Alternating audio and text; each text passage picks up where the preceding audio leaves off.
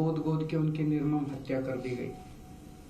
Senior citizens जो हमारे दिल्ली में बहुत हैं, बहुत सारे ऐसे बुजुर्ग हैं जिनके बच्चे बाहर चले गए पढ़ने के लिए, नौकरी करने के लिए, अकेले रहते हैं, वो आज दहशत के माहौल में जी रहे हैं।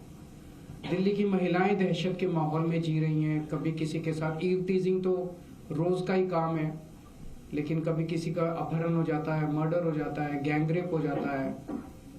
आज महिलाएं दहशत के माहौल में जी रही हैं। आज मैं तिलक नगर जा रहा हूँ। तिलक नगर 2 दुकान वालों से मिलूंगा जिनकी दुकानों के बाहर शूट आउट किया गया। मैंने सोचा था ये सारे मुद्दे उठाऊंगा तो एक उम्मीद थी कि अमित शाह जी, आप सब लोग जानते हैं कि दिल्ली की शिक्षा, स्वास्थ्य, बिजली, पानी, ये चुनी हुई दिल्ली की सरकार आम आदमी पार्टी की सरकार के पास है। लेकिन दिल्ली की सुरक्षा, दिल्ली की कानून व्यवस्था, दिल्ली के लोगों की सुरक्षा जो है वो केंद्रीय गृह मंत्री के सीधे अंडर में आती है, अमित शाह जी के अंडर में आती है। तो मुझे उम्मीद थी कि मेरे मुद्दे उठाने पे अमित शाह जी कुछ कार्रवाई करेंगे। अमित शाह जी बलात्कारियों को पकड़ेंगे, अमित शाह जी गैंगस्टर्स को पकड़ेंगे, अमित शाह जी पुलिस को बोलेंगे कि इस तरह की घटनाएं अब नहीं होनी चाहिए। अमित शाह जी कठोर कदम उठाएंगे, ठोस कदम उठाएंगे, जिससे दिल्ली वासियों को कुछ सुकून मिलेगा। लेकिन इसकी बजाय हमने देखा कि कल मुझ पे हमला करवा दिया गया। मैं पदयात्रा में जा रहा था, मेरे ऊपर एक लिक्विड फेंका गया। वो लिक्विड हार्मलेस था, लेकिन वो हार्मफुल भी हो सकता था। कल हमारे एक एमएलए को गिरफ्तार कर लिया गया। उस एमएलए का कसूर ये था कि वो एमएलए भी इस किस्म के गैंगस्टर्स का विक्टिम था। उसके पास भी फिरौती की और अलग अलग तरह से गैंगस्टर्स की कॉल्स आ रही थी। आज से 1.5-2 साल पहले उसके पास कई सारी कॉल्स आई, जिसकी बाकायदा उसने लिखित शिकायत दिल्ली पुलिस को की कि मेरे पास कपिल सांगवान उर्फ नंदू नाम के गैंगस्टर की बार बार कॉल्स आ रही हैं, मुझे धमकियां मिल रही हैं, मेरे परिवार को धमकियां मिल रही हैं, मुझे उनसे बचाइए। मैं उनके एक कंप्लेंट, आप उनकी कंप्लेंट सुनोगे तो आपका भी दिल पसीज जाएगा। जो उन्होंने पुलिस को कंप्लेन की है, मैं उस कंप्लेन के कुछ हिस्से पढ़ के सुनाना चाहता हूँ। ये कंप्लेन उन्होंने की है धालीवाल साहब, जो कि स्पेशल कमिश्नर ऑफ पुलिस हैं, उनको कंप्लेन की है। सब्जेक्ट है complaint against Shri Kapil Sangwan alias Nandu of Nandu gang and his brother for extending threats of life for the purpose of extortion. इसमें वो लिखते हैं ऑन 23 May 2023, आज से 1.5 साल पहले, I received a WhatsApp call from mobile number so and so and also from mobile number so and so from a person who introduced himself as Kapil Sangwan alias Nandu of Nandu gang, and in the said call he threatened to follow his commands and dictates, failing which he will kill me and my family.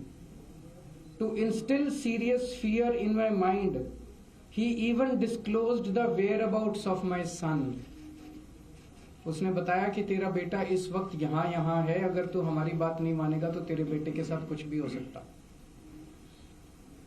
He even disclosed the whereabouts of my son who is living abroad and also disclosed whereabouts of my other family members. Since then he has called me around 35 to 40 times from the said mobile numbers for the purpose of threatening and extortion. Kapil Sangwan alias Nandu further threatened that he has been giving threats and extortion calls to his potential targets to extract money from them, for which he wants me to act as per his dictates and commands to collect money from his potential targets and hand over to his men. कि फलाने फलाने लोगों से तू पैसे इकट्ठे करके ला और मेरे को हैंड ओवर कर। Since I refused to do so and disconnected his phone, Kapil Sangwan has given WhatsApp call to me number of times and has been pressing for his above said illegal demands and dictates, and has finally conveyed in his last call that he has started extortion calls using my name also. In planning of extortion from his potential targets, Kapil Sangwan wants me to contact his potential targets to convey message of extortion for demand of money and to collect extortion money from his targets. He has also been threatening that if I further refuse to do so, he will instruct his gang members to eliminate me and my family. I have clearly refused to follow the said illegal dictates and have finally decided to bring the matter to your knowledge to protect the potential targets from the illegal acts of said persons. बड़ी लंबी चिट्ठी है, मैंने कुछ portions पढ़ के सुनाया। MLA Naresh Balyan Kapil Sangwan उर्फ नंदू का विक्टिम है। वहां से उनको इस तरह की कई धमकियां आई और उन्होंने ये, मैंने एक ही चिट्ठी पढ़ी है, उन्होंने कई चिट्ठियां दिल्ली पुलिस को लिखी कि इसके ऊपर कार्रवाई की जाए, मुझे लगातार धमकियां आ रही हैं। उस पे कार्रवाई करने की बजाय कल दिल्ली पुलिस ने नरेश बालियान को गिरफ्तार कर लिया। कल मेरे ऊपर हमला कराया गया।